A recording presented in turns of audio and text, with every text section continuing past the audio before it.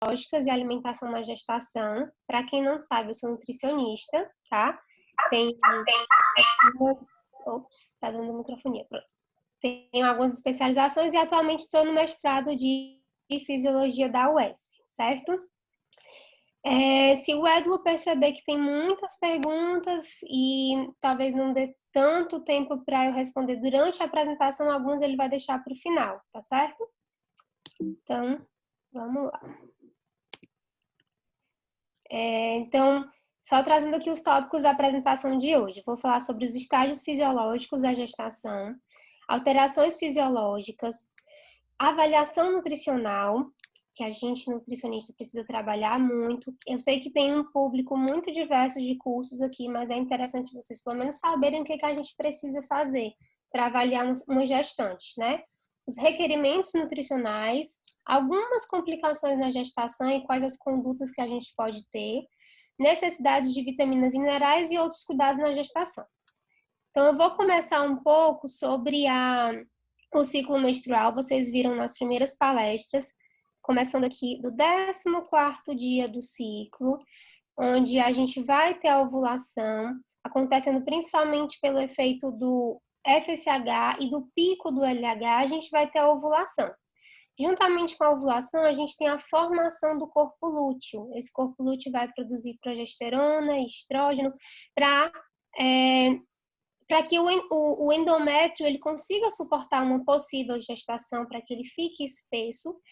E existe o aumento aqui, ó. Vocês estão vendo minha setinha? Dá para ver, né? Edu? Sim, sim. Pronto. Existe o aumento nessa fase de estrógeno e progesterona. Caso não tenha fecundação, vai haver a regressão desse corpo lúteo. Se houver a fecundação, o hormônio HCG, a gonadotrofina coriônica, ela é produzida pelo trofoblasto. Não sei se vocês vão lembrar, mas a partir da fecundação começam a haver várias clivagens celulares. E essas células vão, em média no 8º, 9º dia, vai dar origem ao blastocisto. Esse blastocisto vai produzir o HCG e o HCG vai inibir a regressão do corpo lúteo. E aí ele vai continuar com a produção de progesterona e estrógeno, como vocês conseguem ver aqui no gráfico aqui abaixo, ó, estrógeno aumentando e progesterona. E ele vai ter sua função até mais ou menos o 4º mês de gestação, que é quando a placenta realmente está 100% formada e ela passa a assumir essa função de produção de estrogênio, progesterona e HCG, certo? E aí, como eu comentei com vocês, ó, aqui após a fecundação iniciam-se várias clivagens. Eu tenho aqui a formação da mórula e aqui em último estágio, antes da implantação, eu tenho o blastocisto, certo? O blastocisto é esse agrupamento de células aqui à direita. Então, eu tenho algumas camadas de células. Eu tenho aqui a mais central, a formação da blastocele. Aqui por fora eu tenho o trofoblasto, que vai dar origem à placenta. E essa massa celular aqui, mais abaixo, é o embrioblasto, que vai formar o embrião, certo? E aí, aqui, como eu falei, por volta do 8º e 9º dia, nessa fase da implantação, nas primeiras 2 semanas, esse blastocisto vai se implantar no endométrio, que começa a ser chamado de decídua ou caduca. Essas alterações no endométrio fazem com que ele tenha essa nomenclatura. E no endométrio também as glândulas, algumas glândulas que estão nesse redor, elas vão ter uma geração de secreção que vai ter nutrientes para nutrir esse blastocisto e esse embrião daí para frente. Depois disso, a gente tem a fase da embriogênese, as próximas 6 semanas, onde a gente vai ter muita mitose, muita diferenciação celular e muito da formação mesmo do embrião, do feto, né? Eu vou ter o crescimento dos órgãos, olhos, coração, a formação toda do embrião, ela praticamente acontece nesse momento. E aí a gente vai precisar muito de suporte nutricional, principalmente de algumas vitaminas específicas. Para o sistema neuromotor, por exemplo, eu tenho a necessidade de vitamina B6 e manganês. A suplementação da maioria das vitaminas precisa se avaliar se há realmente necessidade, certo? Eu vou conversar com vocês sobre isso um pouco mais lá na frente. Em relação à formação do sistema nervoso central e tubo neural, é fundamental que eu tenha vitamina A, niacina, que é a vitamina B3, a vitamina B12 e o ácido fólico. O ácido fólico que é a vitamina B9, tá? O ácido fólico, esse sim, a gente precisa de uma suplementação obrigatória, de mais ou menos 400 microgramas. Mulheres que querem se programar para engravidar, Mutei o áudio, pronto. Mulheres que querem se programar para engravidar já tem que pensar em suplementar ácido fólico 3 meses antes da gestação e nos 3 primeiros meses da gestação continuar com essa dose de suplementação. A questão é, vocês conseguem ver o lado direito da minha tela? Porque eu estou vendo algumas pessoas, mas acho que sim, né? Então, a questão é que o tubo neural ele se fecha até o 30º dia de gestação. E muitas gestantes descobrem que estão grávidas depois do primeiro mês. Então, vale ressaltar que a situação pré-gestacional, né, a saúde pré-gestacional dessa mulher vai ser essencial para a formação desse bebê, porque muitas vezes ela nem sabe que está grávida. Então, se a mulher quiser uma gestação mais segura, ela já deve iniciar a suplementação 3 meses antes, tá? Em relação ao esqueleto, a gente tem principalmente a necessidade de vitamina B2, também uma suplementação a se avaliar, a depender do estado pré-gestacional dela. E aí depois eu tenho a fase de crescimento. Daqui para frente, eu vou ter algumas fases de, primeiramente, hiperplasia, eu vou ter um grande aumento no número de células. Depois a gente vai ter a hiperplasia mais a hipertrofia. E depois ainda há apenas basicamente a hipertrofia com aumento no tamanho dessas células, predominantemente até a 40ª semana de gestação. Então, trazendo um pouquinho para vocês a ação específica de cada hormônio desse que eu citei. Esse primeiro hormônio aqui, o HCG, a gonadotrofina coriônica humana, como eu comentei com vocês, ela é primeiramente secretada pelas células do trofoblasto, depois a placenta vai assumir esse papel. E aí o HCG impede a regressão do corpo lúteo, impede a rejeição imunológica do embrião, estimula a relaxina para que impeça a contração uterina e o embrião consiga se instalar bem nesse endométrio, e estimula também a produção da própria progesterona. A progesterona, por sua vez, ela é produzida primeiramente pelo corpo lúteo, depois pela placenta, ela vai reduzir a motilidade da musculatura do útero, mas ela também reduz a motilidade da musculatura intestinal. E aí isso acaba acarretando um quadro de constipação em muitas gestantes, mas isso tem um propósito maior. Quando há uma menor motilidade dessa musculatura, existe maior absorção de nutrientes. Então, a gestante fica mais nutrida ainda.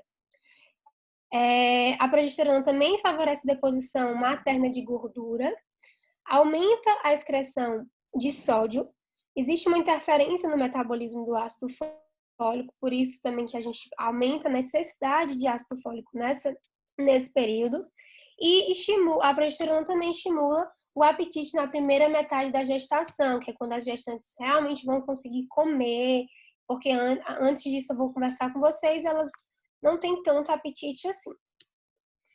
O estrogênio, produzido primeiramente pelo corpo lúteo, depois pela placenta, vai favorecer o crescimento uterino e do tecido mamário, vai favorecer também a vasodilatação, e isso vai ser essencial para que aconteça o fluxo de trocas entre a circulação sanguínea e a circulação fetal, que são circulações interdependentes, tá? E essa vasodilatação também vai ser muito importante para o fluxo sanguíneo materno. O volume plasmático aqui por conta da retenção hídrica e de eletrólitos aumenta muito. Então, esses vasos precisam estar mais vasodilatados para conseguir aguentar. Interferência também no metabolismo do ácido fólico e vai haver uma inibição da secreção de prolactina, para que não haja a produção de leite de forma precoce, tá? Esse outro hormônio é um hormônio super interessante da gente estudar, é o lactogênio placentário humano produzido pela placenta. Qual é a função dele? Ele vai diminuir a resposta celular à insulina. Ele vai gerar nessa mãe um aumento da resistência à insulina. Para quê? Para deixar mais glicose circulante na circulação materna e que essa glicose ela passe para o feto de forma mais fácil. E aí acaba gerando o efeito diabetogênico na mãe. Então, a mãe tem que ter muito cuidado realmente com a alimentação, porque o estado gravídico, por si só, ele já é diabetogênico. Então, se essa mãe tem um histórico de diabetes, era pré-diabética já, ela pode vir a desenvolver uma diabetes durante a gestação. E esse hormônio também, ele promove lipólise, a quebra da gordura. Ele vai fazer com que haja maior disponibilidade de ácidos graxos, também para aumentar as fontes de energia materna e de glicose para a mãe que vai passar para o feto, né? E aí, gente, sobre a placenta, como eu falei, né? Produção de estrógeno, progesterona, lactogênio placentário, ela é fundamental para o transporte de oxigênio e nutrientes para o feto, e ela também é responsável pela síntese de glicogênio, colesterol e ácidos graxos. E vejam aqui, ó, que a circulação fetal é uma e a circulação materna é outra. Apenas aqui a membrana placentária vai ser responsável por permitir essas trocas de materiais entre mãe e feto. Aqui, por curiosidade, eu trouxe os diferentes mecanismos pelos quais os nutrientes passam pela placenta. Então, as imunoglobulinas, IgG, ela vai passar principalmente por endocitose. O CO2, O2, ácidos graxos, água, vão passar por difusão simples. Carboidratos passam por difusão facilitada e por transporte ativo passam aminoácidos, iodo, fosfato e muitas vitaminas hidrossolúveis. Então, gente, a gravidez, né, como vocês viram, gera muitas alterações hormonais, fisiológicas, psicológicas, e tudo isso vai gerar um aumento no metabolismo, visando o crescimento fetal e preparo dessa mãe para um bom trabalho de parto. E assim ela vai precisar de maiores fontes de nutrientes, né, maiores requerimentos nutricionais. Então, a gente tem que entender que essas modificações metabólicas são todas em prol desse feto. Então, vai haver o aumento na taxa metabólica basal, e aí isso vai propiciar com que haja uma hiperplasia das células beta-pancreáticas, gerando maior produção de insulina. Essa maior produção de insulina tanto vai acontecer porque a mãe tem mais resistência à insulina, então a insulina vai tentar suprir essa resistência e vai tentar ter maior ação da insulina, como também para a síntese proteica, né? Um momento em que a mãe precisa de muitos requerimentos proteicos para a construção dos órgãos, proteínas do feto. Então, é um período anabólico de crescimento. E vai haver também a maior mobilização de gordura, tendo maiores níveis de ácidos graxos circulantes. E aí, com esses maiores níveis de ácidos graxos circulantes, como eu falei, por conta da lipólise, né, a mãe tem que ter muito cuidado com o perfil de gordura que ela vai ingerir, tentando amenizar uma possível dislipidemia, um excesso de colesterol, e assim vai. A gente também vai ter um aumento da função renal e cardíaca, então vai acontecer um aumento da filtração glomerular e aumento do débito cardíaco. Como eu comentei com vocês, existe um aumento de 50% no volume plasmático, mas apenas 20% no conteúdo de hemoglobina. O que significa? A hemoglobina ela não acompanha esse aumento desse volume, então ela vai ter uma concentração diminuída em relação ao aumento do volume plasmático. E aí muitas vezes pode causar anemia e aí, consequentemente, vai aumentar o débito cardíaco e pode acarretar em uma dispneia, uma falta de ar, porque eu vou ter menos hemoglobina e menos transporte de oxigênio, certo? A gente tem que ter em mente que a condição pré-gestacional ela é essencial para a saúde fetal, porque como vocês viram, essas muitas alterações fisiológicas elas vão ser bem mais fortes no primeiro trimestre. Então, no primeiro trimestre, a mãe tem interferência no paladar e no olfato, ela não consegue sentir muito bem os gostos dos alimentos, vai ter muito enjoo e muitas náuseas. Muitas mães entram num quadro de hiperêmese gravídica, então elas tudo que comem, vomitam, às vezes é preciso se internar, ir para o hospital, para tomar soro, ter nutrientes. Então, é um estado em que ela realmente não consegue se alimentar muito bem. Aumento do consumo de sal e aumento na capacidade de sentir o sabor amargo. E aí, por curiosidade, esse aumento no consumo de sal faz com que a mãe consuma inconscientemente mais eletrólitos, e esse aumento na capacidade de sentir sabor amargo também faz com que ela tenha maior sensibilidade a alimentos estragados, tentando evitar uma intoxicação alimentar. E aí, se essa gestante não tiver uma condição pré-gestacional saudável, ela pode gerar complicações na saúde fetal nesse primeiro trimestre, que é essencial para a formação fetal, tá? E aí, a partir do segundo e terceiro trimestre, ela realmente vai ter muitas influências externas e a alimentação vai fazer total diferença daí para frente. Essas situações comuns que eu citei, então, náuseas e vômitos, o que as mães podem fazer? Primeiro, elas precisam reduzir um pouco as porções, porque qualquer volume a mais no estômago pode gerar essa náusea, esse vômito. A mãe precisa dar preferência a alimentos secos, carboidratos simples, de fácil digestão, como macarrão, pão, cuscuz, uma torrada sem muitas fibras, porque senão ela vai se sentir empachada.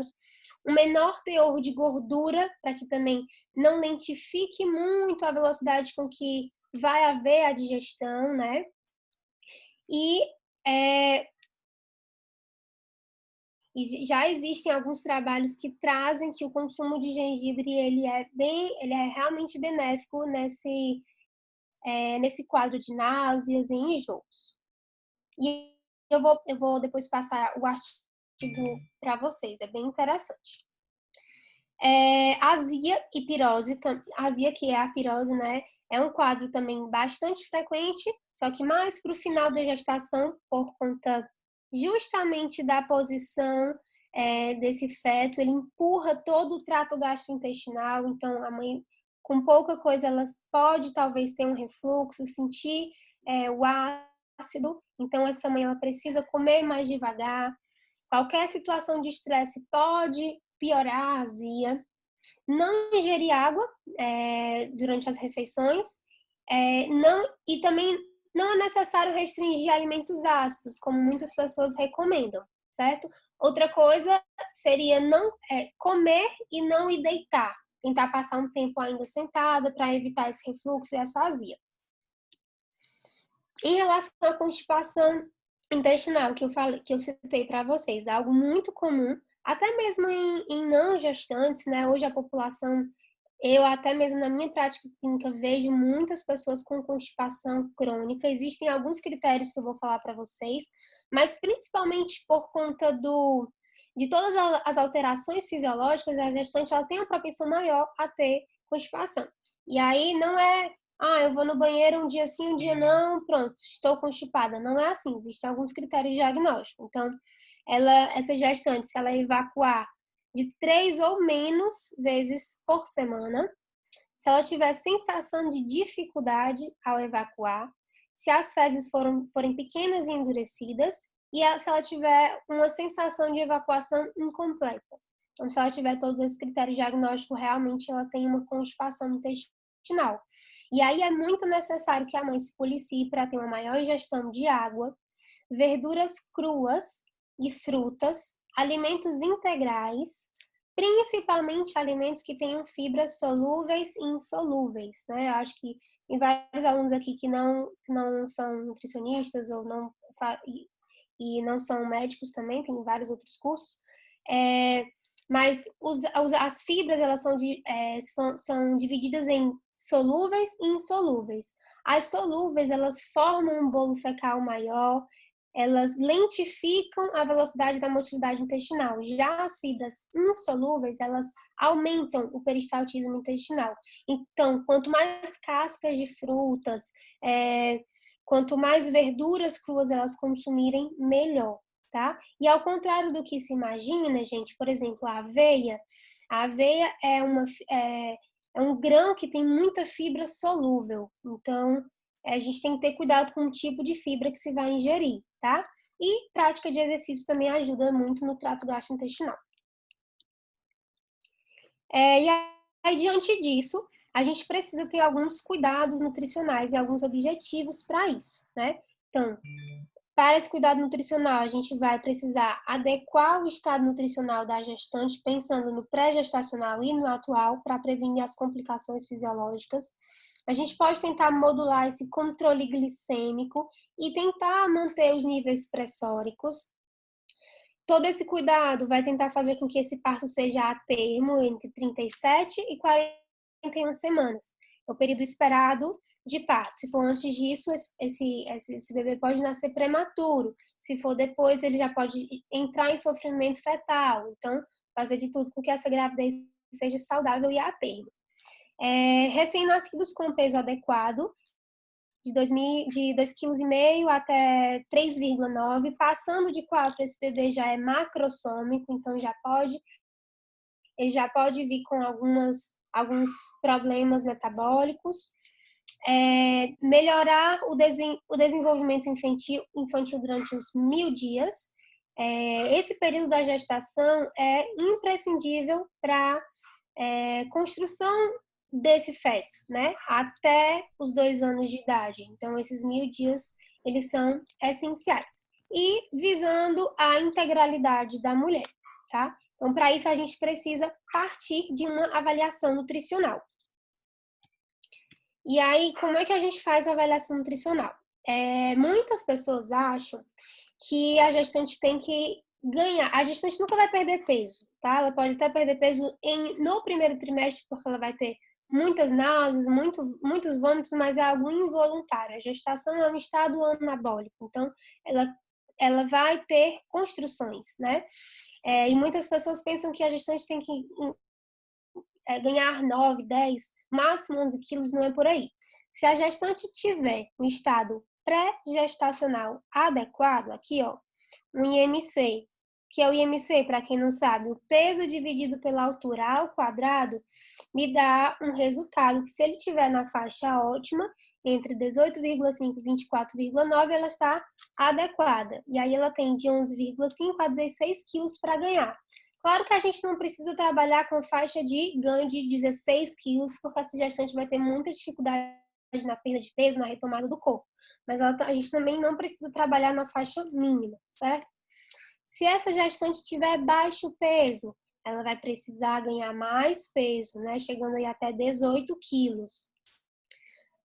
Se essa gestante tiver sobrepeso, de 7 a 11,5 kg. Se a gestante tiver obesidade, a gente tem que controlar realmente o ganho de peso, ficando em torno de 7 quilos.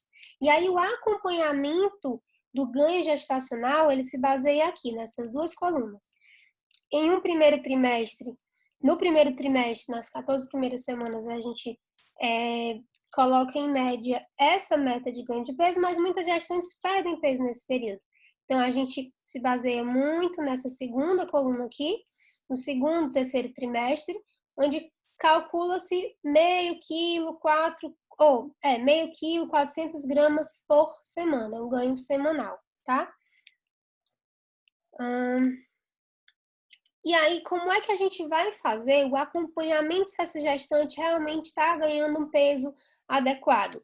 Porque antes a gente calculava o peso dessa gestante simplesmente se baseando na altura, né? E não tinha nenhuma influência externa, mas agora com o bebê a gente precisa se basear por outro ponto. Então a gente calcula o IMC da gestante, o peso total dela, mas a gente classifica ela de acordo com a semana gestacional.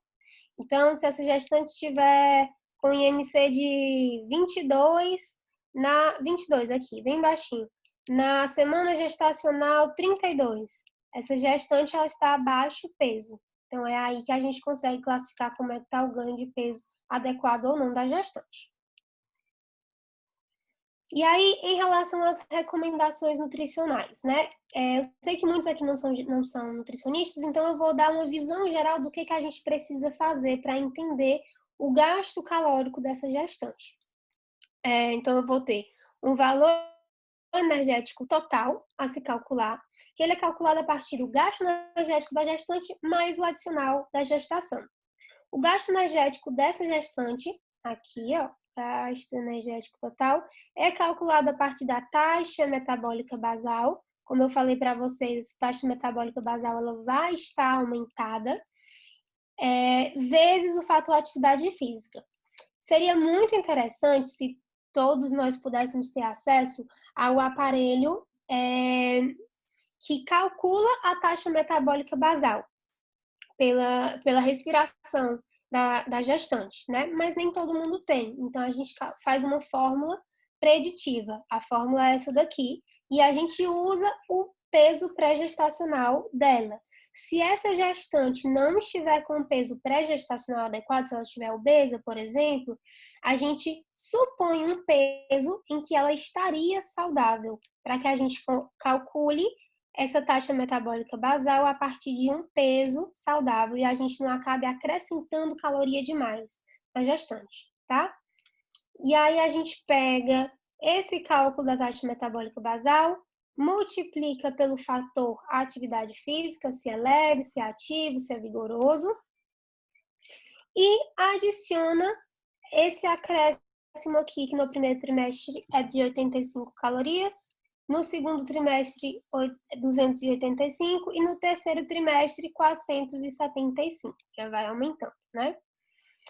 Eu fiz um cálculo bem rápido e lúdico, não vou explicar, mas só para vocês visualizarem que uma gestante ativa, saudável, ela é para ingerir muitas calorias, né? Não sei se vocês já observaram o rótulo de nutriente, mas todos os rótulos são calculados em uma base de 2.000 calorias para a população em geral, como se todo mundo tivesse que ingerir 2.000 calorias. A gestante, nesse estado, ela poderia ingerir 2.700. Então, ela realmente tem esse metabolismo mais aumentado, né, para formação e depósitos para desenvolvimento fetal. E aí, depois de calculado o valor energético total da alimentação dessa gestante, a gente vai para os macronutrientes: proteína, carboidrato e gordura. Em relação às proteínas, como eu falei para vocês, elas são essenciais para a formação hormonal, enzimática, sistema imune, síntese muscular, manutenção da pressão oncótica, que é a pressão gerada pelas proteínas no volume plasmático, então isso é muito importante. Transporte de ferritina, transferrina, albumina, todas essas proteínas, elas vão fazer uma certa pressão no volume plasmático, certo? E aí existe uma recomendação de 1,1 gramas de proteína por quilo de peso. E aí, para vocês terem mais ou menos noção, um peito de frango de 100 gramas tem em torno de 25 gramas de proteína. Se uma gestante tem 60 quilos, se ela comer 2 peitos de frango e meio, ela já chega em 60 gramas de proteína. Então, rapidamente se atinge as necessidades proteicas. Isso não estou contando nem com outras fontes proteicas, como soja, feijão, queijo, leite. Não estou contando com nada disso, só estou contando com a porção proteica, né? E aí, dessa recomendação aqui de 1,1, dependendo do trimestre, a gente também faz um acréscimo proteico. No primeiro trimestre, 1 grama a mais de proteína, no segundo trimestre, 9 gramas a mais, e no terceiro trimestre, 31 gramas a mais, tá? E aí, lembrando que uma restrição energético-proteica, ela pode causar baixo peso ao nascer no feto, podendo gerar um prognóstico ruim, tá? Outro trabalho que eu vou mostrar para vocês é justamente esse que fala sobre a recomendação, vou mandar lá no grupo depois, tá? Em relação ao metabolismo dos lipídios, como eu falei para vocês, a gente tem um aumento da lipólise, né, para a produção de energia. Então, os triacilgliceróis, que são as nossas reservas de gordura, elas vão ser quebradas em ácidos graxos e glicerol. Então, eu vou ter mais circulação de ácido graxo, aumentando os níveis plasmáticos de colesterol, triglicerídeo, HDL, LDL. E mais uma vez, como eu falo para vocês, a gente tem que ter muito cuidado na qualidade dessas gorduras. A recomendação é que de gordura saturada seja um consumo de até 7% do valor energético total da gestante, tá? E tentar priorizar um consumo maior de ácidos graxos poliinsaturados, como castanha, azeite, abacate, fontes que tenham gorduras mais poli e monoinsaturadas. Aí eu trouxe um quadrinho aqui para vocês, só visualizarem algumas fontes de gordura, ó, vocês conseguem ver aqui que, por exemplo, a banha e a manteiga, elas têm grandes fontes de gordura saturada, já o azeite de oliva, ele tem pouquíssima gordura saturada, tem mais gorduras monoinsaturadas, certo? Em relação ao metabolismo dos carboidratos, gente, como eu expliquei para vocês, a gestante ela está nesse efeito diabetogênico, principalmente causado por conta do HPL, tá? Para gerar maior disponibilidade de glicose para o feto, mas a gente precisa ter cuidado no consumo exagerado de carboidrato. Então, a recomendação é que haja um consumo de 175 gramas de carboidrato dia. 175 gramas de carboidrato, se consegue comer arroz, cuscuz, frutas, batata, mas em porções reduzidas, nada em excesso, certo? E desses carboidratos é muito importante que a gente tente priorizar o consumo de cereais integrais, de fibras. As fibras são carboidratos não digeríveis e elas vão lentificar a velocidade com que esse carboidrato é absorvido. Então, na hora que a gente absorver um carboidrato de forma mais lenta, o corpo não vai ter um pico insulinêmico. Ele vai responder de forma diferente. E a gente também tem que lembrar que as fibras, elas ajudam na colonização bacteriana intestinal, né? Elas que são fontes de nutrientes para as bactérias, então o nosso intestino é a porta de entrada para o nosso corpo e ele precisa estar bem nutrido, e para isso a gente precisa de fibras. E se o consumo de fibras estiver ótimo, a gente também precisa ingerir bastante água. Aqui eu trouxe para vocês só o somatório de alguns alimentos que daria, o que daria 28 gramas de fibra, né?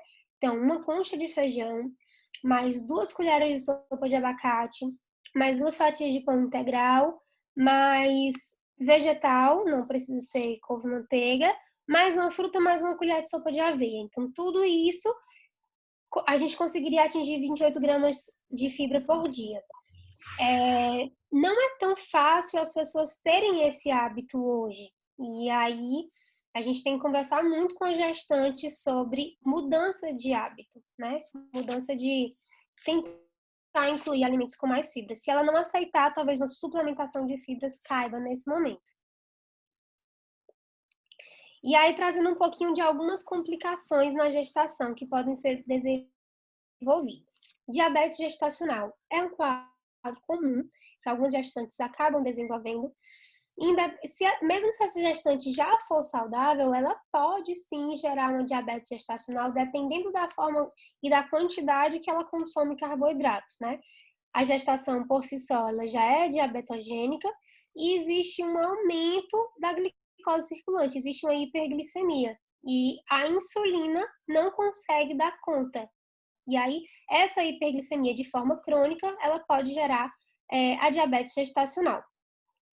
Deixa eu só fazer uma coisinha aqui. E aí, esse quadro de diabetes gestacional, ele pode acarretar em um parto prematuro, em macrosomia ao feto. Por quê? Se eu tenho mais glicose disponível, eu vou ter mais glicose indo para o feto. E aí, ele pode vir a crescer um pouco mais. E a insulina materna, ela não passa para o feto. O feto, no seu pâncreas, ele desenvolve as suas células pancreáticas para gerar insulina. E aí ele vai ter muita produção de insulina, porque ele está consumindo muita glicose. E a insulina é um hormônio anabólico, então vai fazer com que ele cresça cada vez mais, né? E justamente por conta do aumento de insulina, como esse feto ele não tem resistência à insulina como a mãe tem, ele vai possivelmente desenvolver uma hipoglicemia, porque esse aumento de glicose gerou tanto aumento de insulina que essa insulina fez com que a glicemia dele caísse muito e aí ele pode ter uma hipoglicemia fetal. E pode também acabar em sofrimento fetal. A glicose de jejum aumentada no primeiro trimestre da mãe já é um fator de risco pré-natal, então, perinatal. Então, se essa mãe, antes da gestação, ela já tem uma pré-diabetes, já tem uma glicose um pouco alta no primeiro trimestre, ela já apresenta esse quadro, provavelmente ela vai desenvolver essa diabetes gestacional, tá? E a hiperglicemia, ela aumenta a hemoglobina glicosada, ou seja, muita glicose circulante no sangue vai acabar se ligando às proteínas da hemoglobina e pode gerar uma hipóxia porque o oxigênio não consegue se ligar mais na hemoglobina, tá?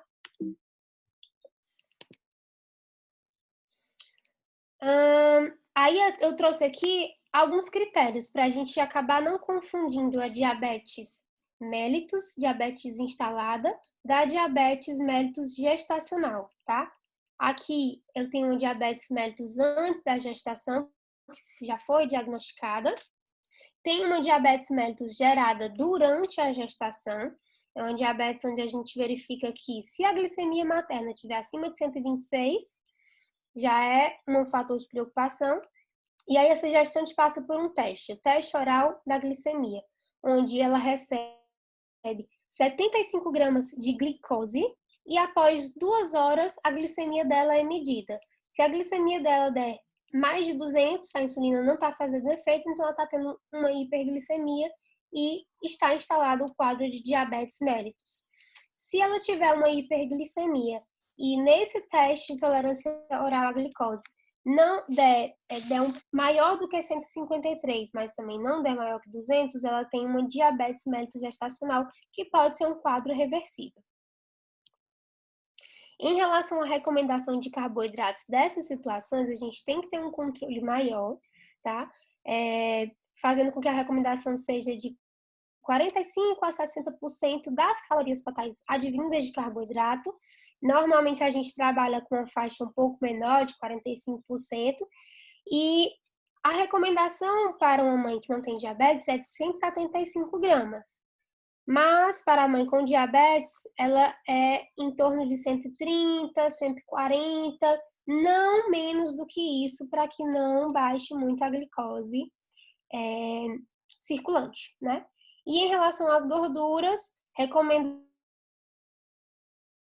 de gorduras, ao invés de a gente trabalhar com 15 a 25, 20 a 30% de gordura, a gente trabalha com 25 a 35, para poder compensar essa diminuição de percentual de carboidrato, certo?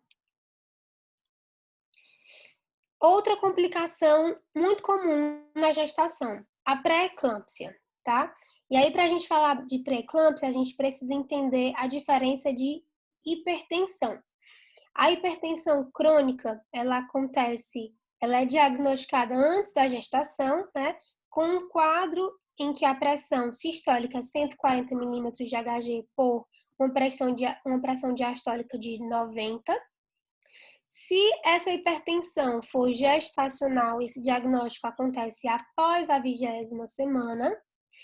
E se ela tiver hipertensão mais proteinúria, ou seja, se for identificada proteína na urina, a partir de 300 miligramas, ela já está, a partir da 20ª semana de gestação, ela já está desenvolvendo um quadro de pré-eclâmpsia, tá? E aí esse quadro de pré-eclâmpsia pode gerar comprometimento do fluxo sanguíneo materno, porque eu vou ter vasoconstrição e aí vai ficar mais difícil da circulação sanguínea ter um fluxo adequado, vai ser mais difícil da passagem de nutrientes da circulação sanguínea da mãe para o feto, comprometendo essa troca de nutrientes, pode gerar um baixo peso ao nascer e também sofrimento fetal. E aí, diante disso, qual a conduta que a gente poderia ter? Então, a utilização de antioxidantes já é bastante discutida, porque discute-se que esses antioxidantes conseguiriam melhorar a vasodilatação, diminuindo o estresse oxidativo no endotélio. E aí, nutrientes mais comuns são vitamina C, 1000 miligramas, vitamina E, 1000 UI dia, tá? Uma dieta hiperproteica de mais de 2 gramas de proteína por quilo de peso. Vocês viram que a recomendação para uma gestante normal é de 1,1 gramas de proteína por quilo de peso, mais o adicional da gestação, né? Já nesse caso, são 2 gramas de proteína por quilo de peso, porque essa gestante está perdendo proteína pela urina. A filtração glomerular não está dando conta. Nesses casos, não há recomendação de restrição de sódio, por incrível que pareça, diferentemente da hipertensão crônica, onde há recomendação de restrição de sódio, aqui não há, porque essa complicação não é gerada pelo excedente de sódio, né? Então, não há restrição, mas também não é para se consumir muito sódio, não é para se consumir mais de 3 gramas de sódio, apenas não há uma restrição de menos de 2 gramas por dia, tá? Suplementação de cálcio também é muito efetiva na pré-eclâmpsia, por quê? Se eu tiver redução de cálcio, eu ativo, a gestante ativa o hormônio, nós, né, ativamos o hormônio, o paratormônio, e o paratormônio faz com que tenha mais vasoconstrição.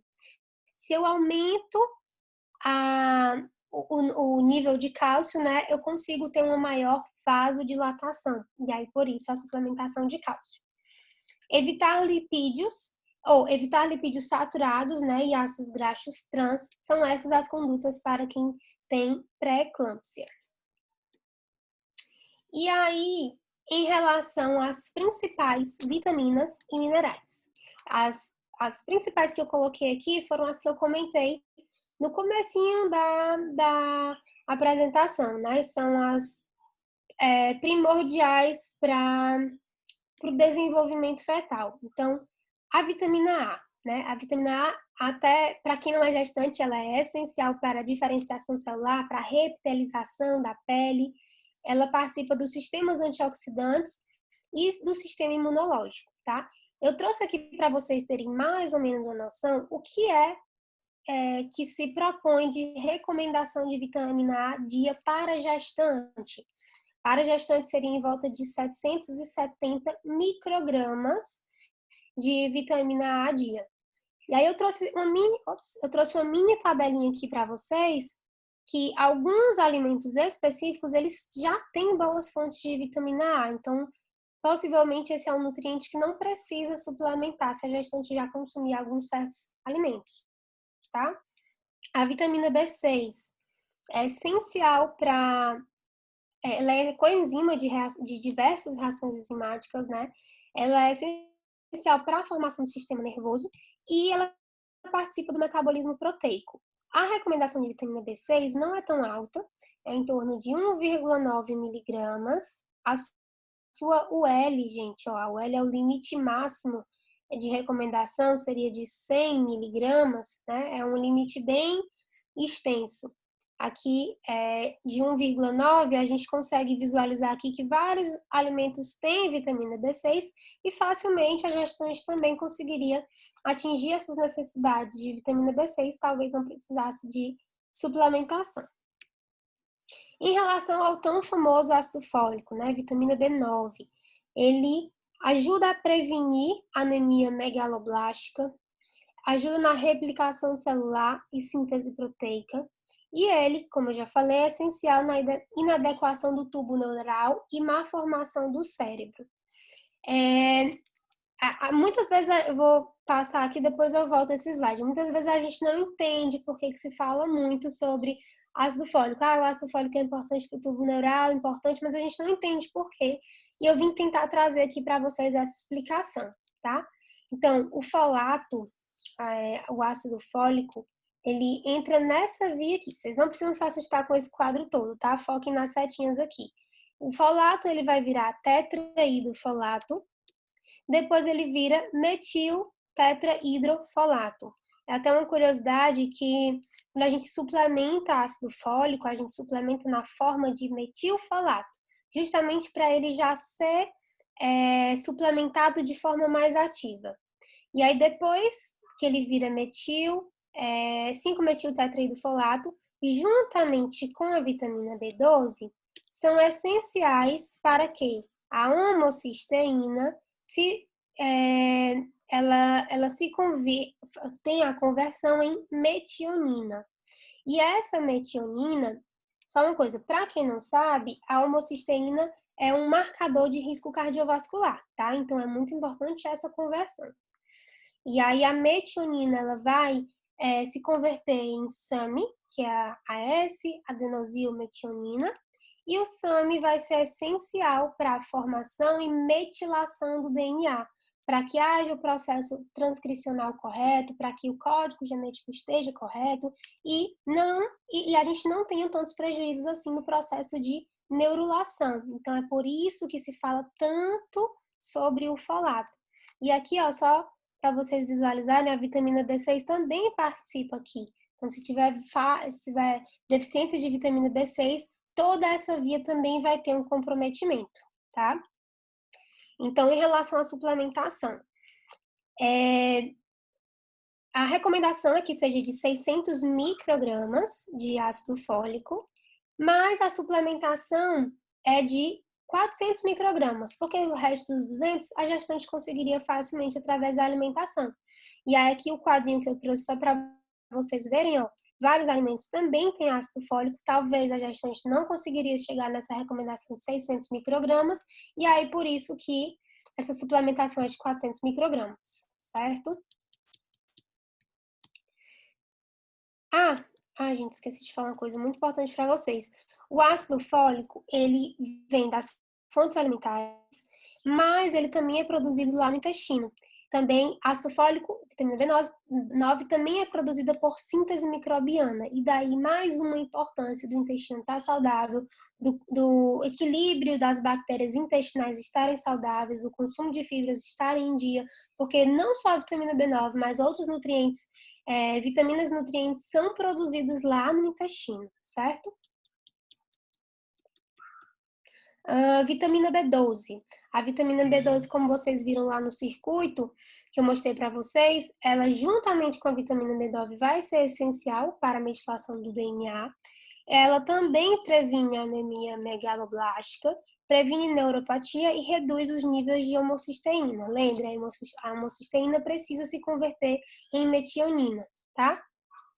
E aí a recomendação de vitamina B12 é em cerca de 2,6 microgramas, e a gente consegue também vitamina B12 de forma fácil, porém apenas nas fontes animais, tá? Então, gestantes vegetarianas precisam provavelmente de suplementação de vitamina B12, tá? Não existem fontes alimentares de fontes vegetais de vitamina B12. Aqui só um trabalho que conseguiu ter chance maior de sucesso quando houve suplementação de B9 e B12 associado a uma tecnologia de reprodução assistida, né? Eles conseguiram ter sucesso nessa reprodução suplementando B9 e B12, suplementação pré-concepção. Falando um pouquinho do ferro. O ferro é essencial na eritropoiese, né? Então ele vai fazer parte da estrutura da hemoglobina para que a molécula de oxigênio consiga se ligar e consiga ser transportada de forma correta. Então, se eu tiver pouco ferro, vai gerar o quadro de anemia. Pouco ferro também pode gerar um comprometimento no sistema imunológico, aumento de risco de doenças e redução na função cognitiva tanto materna quanto fetal, certo? E aí, lembrando a vocês, para quem também não sabe, o ferro ele é disponível em fontes alimentares no estado ferroso, ferro M, e ferro não M. O ferro M ele é bem melhor absorvido, que é o ferro encontrado em fontes animais. Carne, batata, tofu. Tofu não é uma fonte animal, mas também tem o ferro M, né? Mas principalmente vocês podem ver aqui, ó, que a maior concentração de ferro ela vem de fonte animal, tá? E se o ferro for consumido de forma de alimento vegetal, como a ervilha, o feijão, a aveia e farinhas que já são enriquecidas com ferro, elas precisam ter associação com vitamina C. Então, por isso que a gente fala, come na hora do almoço junto com feijão, se você comer feijão, chupa uma laranja depois, pinga gotinhas de limão, porque isso muda o estado do ferro, ele sai do estado férrico e vai para o ferroso, e a sua absorção é bem melhor, tá? Ao contrário do que muitas pessoas pensam, gente, beterraba não é uma boa fonte de ferro. Muita gente fala, né? Tá com anemia, como beterraba.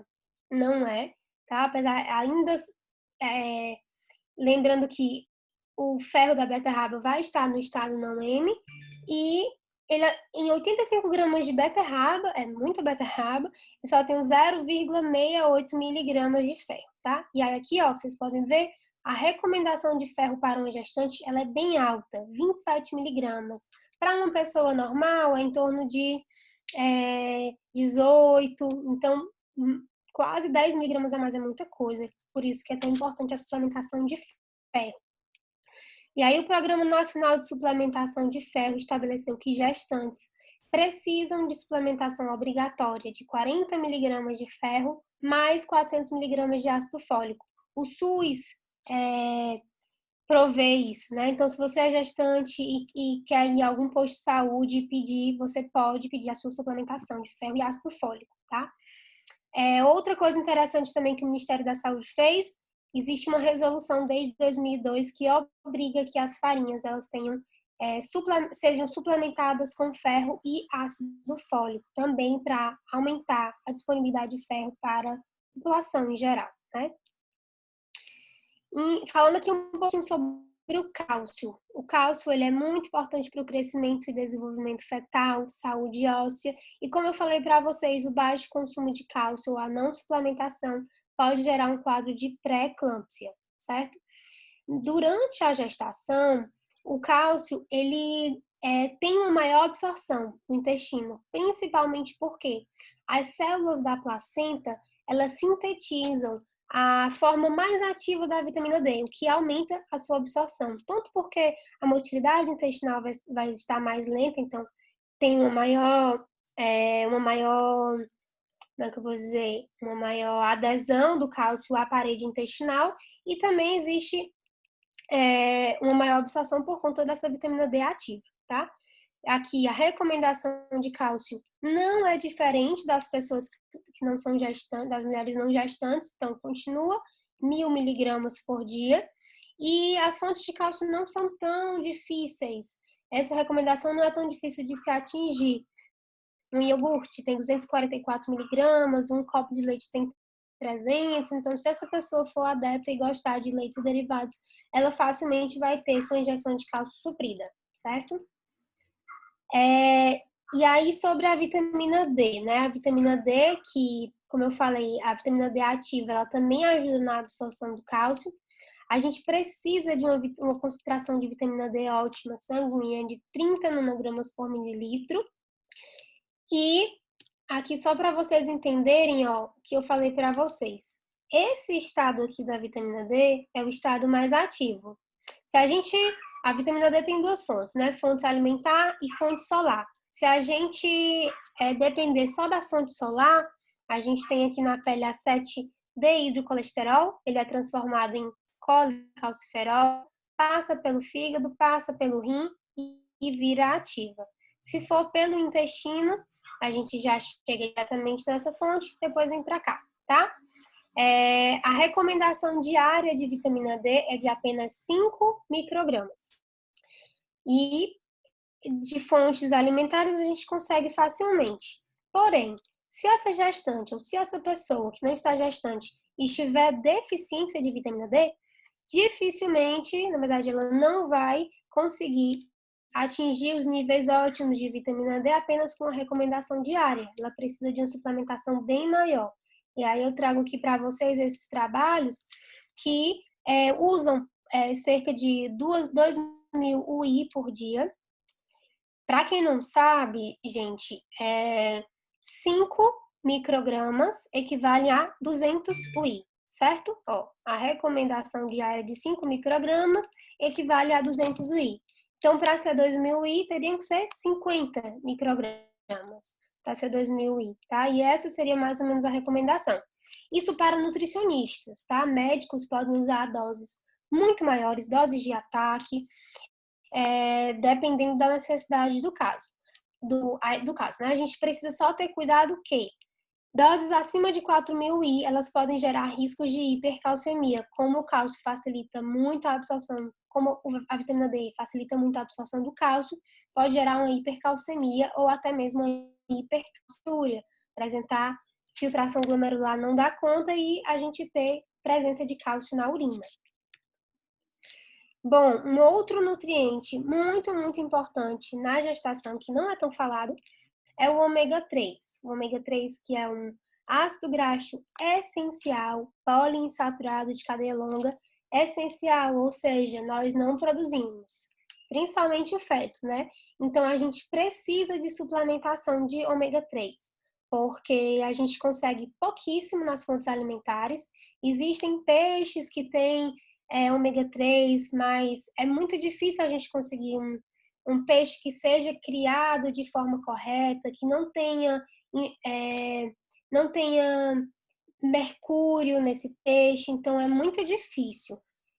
Então, normalmente, há necessidade da suplementação de ômega 3 para reduzir riscos de alergias para o feto, melhorar o desempenho cognitivo, adequação do peso no OC e ele atua principalmente como anti-inflamatório, certo? O ômega 3, ele vai se converter em EPA e DHA, né, que são os precursores das séries dos leucotrienos, que são os anti-inflamatórios, certo? E aí a recomendação é de cerca de 1 grama de EPA mais DHA. E outros cuidados importantes na gestação, né? Acho que isso aqui é mais curiosidade e é importante a gente saber que as gestantes têm que ter muito cuidado no uso de adoçantes. Então, os autorizados principalmente são stevia e sucralose. O uso de álcool não é permitido durante a gestação, porque pode gerar defeitos comportamentais ou neurológicos no feto, né? O álcool ele pode passar pela placenta. E a cafeína também, a gente tem que ter muito cuidado com a cafeína.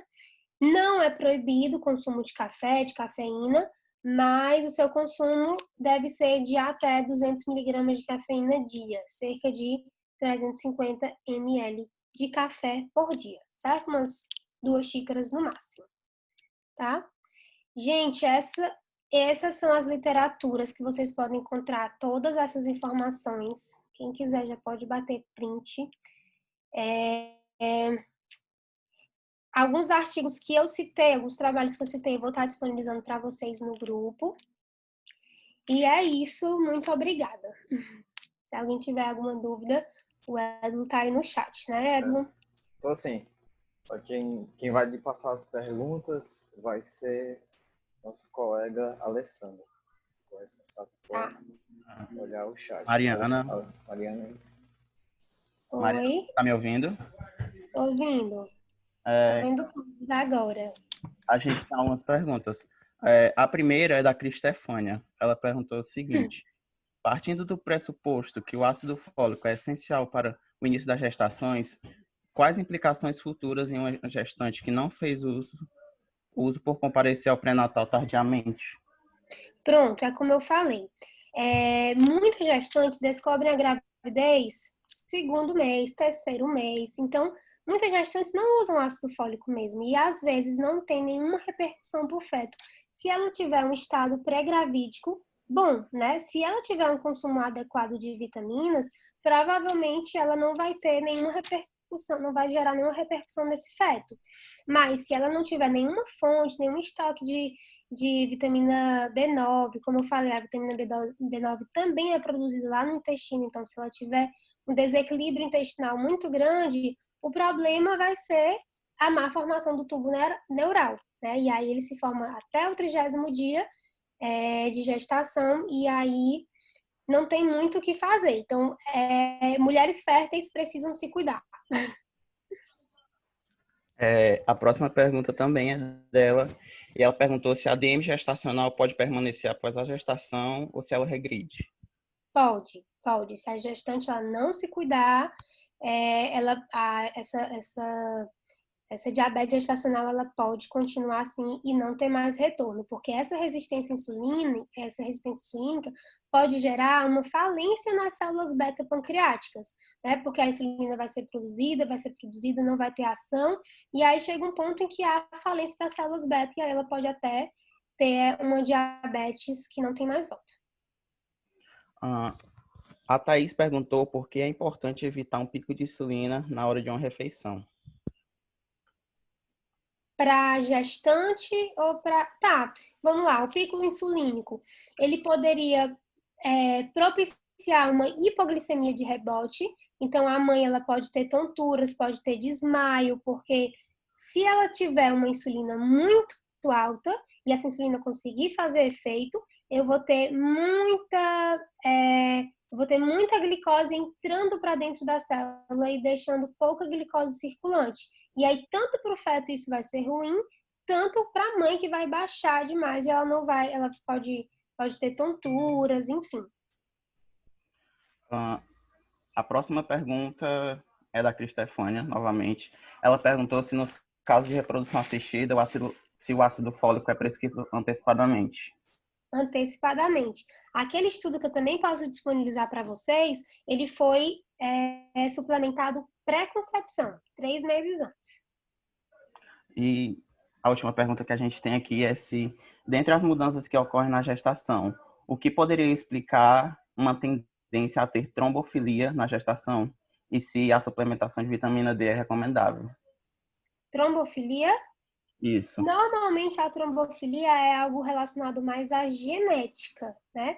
Tem pessoas que têm mais tendência a ter trombofilia. Eu, sinceramente, nunca vi nenhuma relação. Pode até haver, eu não sei. Relação de vitamina D e trombofilia, não. Isso é algo mais genético. Pois é, essas foram as perguntas que tinha aqui no chat até agora. Pronto, Alguém mais?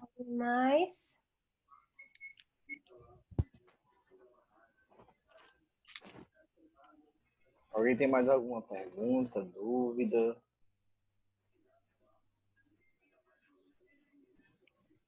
Nadinha? Bom, então, gente, esse foi a nossa aula do dia, né? Muito obrigado pela participação de todos. Mariana, muito obrigado pela aula. Eu Por favor, agradeço. coloquem no grupo o feedback que vocês acharam da aula, né? Pra gente é importante a gente saber o que vocês estão achando da aula. E reforçando de novo, né? Que a gente está com um link de doação na bio do nosso Instagram, que vou botar aqui para vocês, que é do movimento Circo Populares, né? Eles atuam em comunidades, em círculos de jovens, eles têm todo o embasamento e a gente está tentando arrecadar doações para mandar para eles poderem destinar esse dinheiro por locais adequados, né? Quem tiver interesse e puder doar, é só ir lá no link da nossa bio no Instagram. Então, essa foi a nossa... Gente, por favor, quem puder, nos ajudem, é importante. Sim.